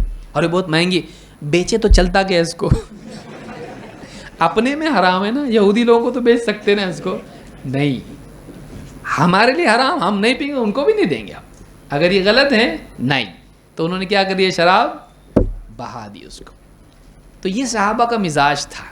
حرام کا مطلب حرام, ختم, اس کے بعد ڈسکس نہیں, آپس میں مشورہ بھی نہیں. جب حکم آ گیا اور کچھ پوچھنے کی ضرورت محسوس نہیں کی, اور انہوں نے اس کو پھینک دیا, بہا دیا. امام البخاری اور مسلم دونوں نے اس کو روایت کیا ہے. اور آگے آتے ہیں. عبداللہ ابن عباس رضی اللہ تعالیٰ عنہ کہتے ہیں ان رسول اللہ صلی اللہ علیہ وسلم رأى خاتم من ذهب في يد رجل فنزعه فطرحه. اللہ کے نبی صلی اللہ علیہ وسلم نے ایک شخص کے ہاتھ میں سونے کی انگوٹھی دیکھی. آپ نے خود اپنے ہاتھ سے اس کی انگلی میں سے نکال لی انگوٹھی اور پھینک دیا اس کو. خود آپ نے نکال کے پھینکا اس کو. وقال يعمد احدكم الى جمرة من نار فيجعلها في يده. تم میں سے بعض لوگ اپنے ہاتھ میں آگ کا انگارہ لیتے ہیں اور اسے پہن لیتے ہیں. یعنی سونے کی انگوٹھی پہننا مرد کے لیے کیسا ہے؟ آگ کی انگوٹھی. دولہے کو سمجھاؤ. بولتے نا یہ لڑکی والوں کی طرف سے نکاح میں بعض اوقات مولوی بھی بولتا ہے. لڑکی والوں کی طرف سے دولہے کو ایک سونے کی انگوٹھی اور دولہے کی طرف سے لڑکی والوں کو ایک سونے کا ہار. اس کو تو چلتا اس کو چلتا وہ پہن کے آتا برابر. آج کل تو فیشن ہی بنا ہے, خاص کر کے سیاست میں جو لوگ ہوتے ہیں جتنا سونا پہنیں گے اتنا بڑا آدمی ہے. تو کہا کہ یعمد احدکم الی جمرۃ من نار فیجعلها فی یدہ. تم میں سے بعض ایسے ہیں کہ جو اپنے ہاتھ میں آگ کا انگارہ لے لیتے ہیں, اس کو پہن لیتے ہیں. فقیل للرجل بعدما ذهب رسول اللہ صلی اللہ علیہ وسلم خذ خاتمک انتفع به. اب اللہ کے نبی صلی اللہ علیہ وسلم نے ہاتھ میں سے نکال کے پھینک دیا اس کو اور ڈانٹا. تم میں سے بعض لوگ ایسے ہیں جو اپنے ہاتھ میں آگ کا انگارہ پہن لیتے ہیں. اب آپ اتنا کہہ کے چلے گئے. وہ آدمی بھی ادھر رکا اور ساتھ آس پاس کے لوگ بھی ادھر ہی رکے ہوئے. اب لوگوں نے اسے کہا ٹھیک ہے پہن مت, لے لے, پہن مت, لے لے اس کو اور اس فائدہ اٹھا, بیچ کے اس کا پیسہ تو آئے گا کچھ تو. انہوں نے کیا کہا؟ قال لا واللہ, کہا نہیں اللہ کی قسم, لا آخذہ ابدا, میں کبھی اس کو نہیں اٹھا سکتا. وقد طرحہ رسول اللہ صلی اللہ علیہ وسلم, جبکہ اللہ کے رسول صلی اللہ علیہ وسلم نے میرے ہاتھ سے نکال کے اس کو پھینکا ہے. جب آپ نے اس کو میرے ہاتھ سے نکال کے میرے ہاتھ میں نہیں دیا, آپ نے کیا کیا؟ اس کو نکال کے پھینک دیا. جب آپ نے پھینک دیا ہے تو میری ہمت نہیں کہ میں اس کو اٹھاؤں گا, میں اس کو کبھی نہیں اٹھاؤں گا. اور قسم کھا کے کہا, اللہ کی قسم میں اس کو بالکل نہیں اٹھاؤں گا. نبی صلی اللہ علیہ وسلم میرے ہاتھ سے نکال کے زمین پہ پھینک دیا اور میں اٹھاؤں گا؟ ہو سکتا ہے ایسا؟ نہیں ہو سکتا. ان کا نام بھی نہیں ہے اس کے اندر, لیکن یہ مزاج ایک جنرل ان کی جو ہے سوچ ایسی ہی تھی صحابہ کی. وہ ایسے لوگ تھے کہ ہمارے نبی نے ہمارے ہاتھ میں سے نکال کے پھینک دیا, ہم اٹھائیں؟ ہو ہی نہیں سکتا. ہم لوگ پھینکنے کی چیزیں اٹھانے کی نہیں ہو, میں نہیں اٹھاؤں گا, میری ہمت نہیں اتنی اٹھانے کی. یہ مزاج صحابہ کا تھا. امام مسلم نے اپنی صحیح میں اس کو روایت کیا ہے. اسی طرح سے آپ دیکھیں عبداللہ ابن عمر رضی اللہ تعالیٰ عنہ کہتے ہیں قال رسول اللہ صلی اللہ علیہ وسلم لو ترکنا هذا الباب للنساء. پچھلی روایتیں آپ نے دیکھی, منع کیا منع کیا منع کیا, تو جس میں صراحت ہے حرام, منع نہیں کرنا. لیکن صحابہ کا مزاج یہ تھا کہ اشاروں کو بھی سمجھ لیتے تھے. بس کہتے ہیں کہ اللہ کے رسول صلی اللہ علیہ وسلم نے فرمایا کاش کہ مسجد نبوی کا یہ دروازہ ہم عورتوں کے لیے چھوڑ دیتے ہیں. اس سے صرف کون اندر جاتا باہر آتا؟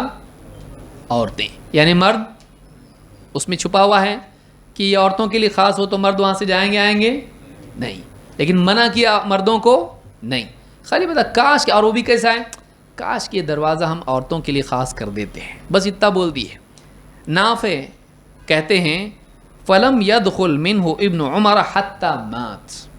عبداللہ ابن عمر اس کے بعد سے کبھی اس دروازے سے مسجد میں نہیں گئے جس کے بارے میں آپ نے اشارہ کر کے کہا تھا, یہاں تک کہ موت ہو گئی ان کی. زندگی بھر مرنے تک اس دروازے سے کبھی نہیں گئے, کیونکہ سنا کیا تھا, کاش کہ دروازہ ہم عورتوں کے لیے خاص کر دیں. تو یہ عورتوں کے لیے اب میں نہیں جاؤں گا. ہمارے نبی چاہتے تھے اس سے کون جائیں؟ صرف عورتیں. میں اس سے کبھی نہیں جاؤں گا. موت تک اس دروازے سے کبھی مسجد نبوی میں داخل نہیں ہوئے.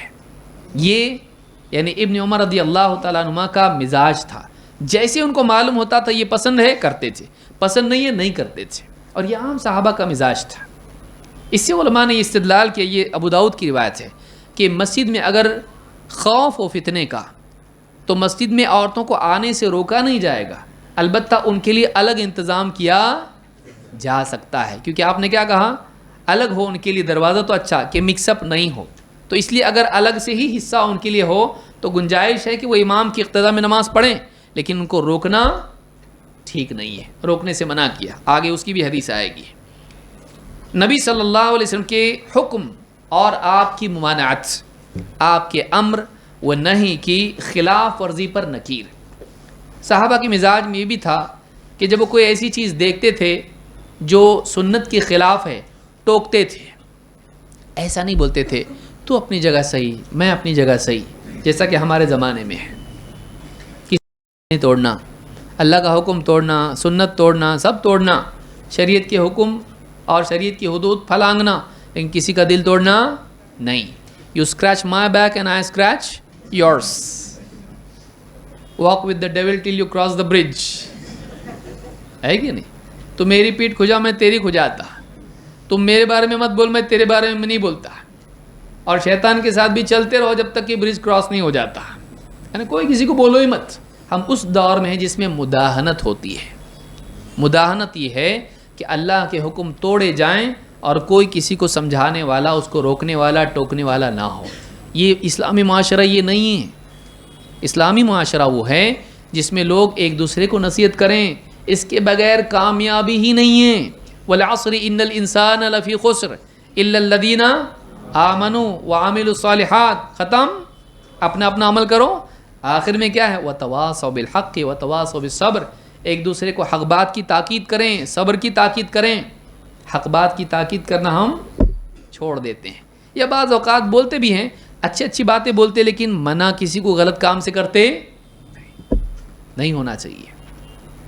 سلیقے سے، محبت سے، نرمی سے، ادب سے، احترام سے بولیں آدمی، لیکن بولے کہ بھائی یہ ٹھیک نہیں ہے، لیکن ہم لوگ ہمت کرتے اس چیز کی نہیں۔ کیوں؟ تعلقات خراب ہو جائیں گے اپنے۔ کیا خراب ہوں گے؟ تعلقات۔ کس سے؟ اس سے کہ اللہ سے؟ سوچئے، ہم اس سے اپنے تعلقات خراب ہونے میں ڈرتے ہیں، اس لیے بولتے نہیں اس کو کچھ بھی، تو خراب کس سے ہو جا رہے ہیں ہمارے تعلقات؟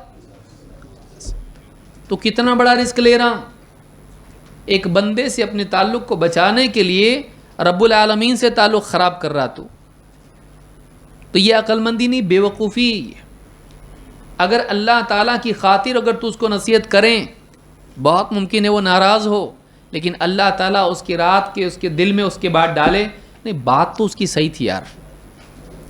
آدمی بعض اوقات نصیحت کرتا، اس کو برا بھی لگتا، لیکن کچھ وقت کے بعد بولتا نہیں بھائی تمہاری بات صحیح تھی بالکل، تو اس کا دل اللہ تعالیٰ موڑ سکتا ہے واپس، تیری محبت اس کے دل میں اللہ ڈال سکتا ہے، لیکن تو اس کے دل میں اپنی محبت باقی رکھنے کے لیے اللہ کے حکم کو توڑ دیں، اللہ اس کے دل میں تیری نفرت ڈال سکتا ہے۔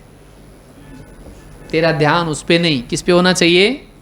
ہاں، فرش والے پہ تیرا دھیان نہیں ہونا چاہیے، دھیان کس کی طرف ہونا چاہیے؟ عرش والے کی طرف۔ صحابہ میں مزاج تھا، وہ غلط کو غلط بولتے تھے، صحیح کو صحیح، بیچ میں شاید نہیں تھا ان کے پاس۔ بات تو دیکھنا پڑے گا، اس میں دو قول ہے، ہم لوگ ایسے لوگ ہیں، ہاں، غلط بات اگر سامنے ہو بھی اور بول کے پھنسنے کے چانسز ہوں تو ہم کیا کرتے؟ اس میں اختلاف ہے، تو سامنے والے کو ہم کیا کرتے؟ موقع دے دیتے۔ نہیں ہونا چاہیے، جو صحیح ہے وہ صحیح، جو غلط ہے غلط ہے، اور جہاں مختلف آراء علماء کی ہوں اس میں ترجیح آپ کے نزدیک ہے تو آپ بتاؤ میرے نزدیک یہ زیادہ راجح ہے، باقی آپ علماء سے پوچھ لو، لیکن یہ خطا ہے، میرے نزدیک صحیح نہیں ہے، ایسا ہونا چاہیے۔ آئیے دیکھتے ہیں صحابہ کس طرح سے دوسروں کو تنبیہ کرتے تھے۔ وقت ہو گیا؟ ٹھیک ہے، مجھ کو بھی تنبیہ آ گئی، ٹائم ہو گیا۔ انشاءاللہ بقیہ باتیں ہم اس باب کی عصر کی نماز کے بعد دیکھیں گے۔ ہمارے پاس کتنا وقت رہے گا اس میں؟ 1.5 گھنٹہ ہے نا؟ 2 ہے، اچھی بات۔ اور میں امید کرتا ہوں کہ آپ لوگ مغرب کے بعد بھی رکے رہیں گے انشاءاللہ۔ ہاں، یہ مجالس ہیں، آج ہیں کل نہیں ہیں، بیٹھیں گے علماء کی باتیں سنیں گے انشاءاللہ۔ یہ نہ ہو کہ ہم مغرب کے بعد نکل گئے، تھک گیا، بہت ستائے میرے کو، ہاں بہت دکھ دیے مجھ کو، اتنا بٹھاتے کیا کبھی بیوی کے سامنے کبھی بیٹھتا نہیں میں اتنا، آج بہت مشکل ہو گیا اتنی دیر بیٹھنا، ہاں بہت مشکل ہو گیا ہے۔ لوگ ایک چیز پر دھیان لگا کے بیٹھے، چکر آنے لگتا، کچھ لوگ بولتے ہیں کانسنٹریٹ ہی نہیں کر پاتا، چکر آتا مجھ کو، نہیں دیکھ پاتا میں ایک چیز پر۔ یہ حال ہمارا ہو گیا ہے، ہمارا فوکس بہت نہیں کے برابر ہو رہا ہے ابھی موبائل فون کی نوٹیفیکیشن کی وجہ سے۔ ہاں، یہ ریسرچ ہے، جو فوکس کر ایک چیز پر دھیان دینے کی صلاحیت ختم ہوتی جا رہی لوگوں میں۔ یہ اس دور میں ہم لوگ کا یہ بیٹھنا بہت، یعنی اللہ کی طرف سے ایک نعمت ہے، اللہ ہم سب کے بیٹھنے کو قبول فرمائے۔ اقول ھذا واستغفر اللہ لی ولکم۔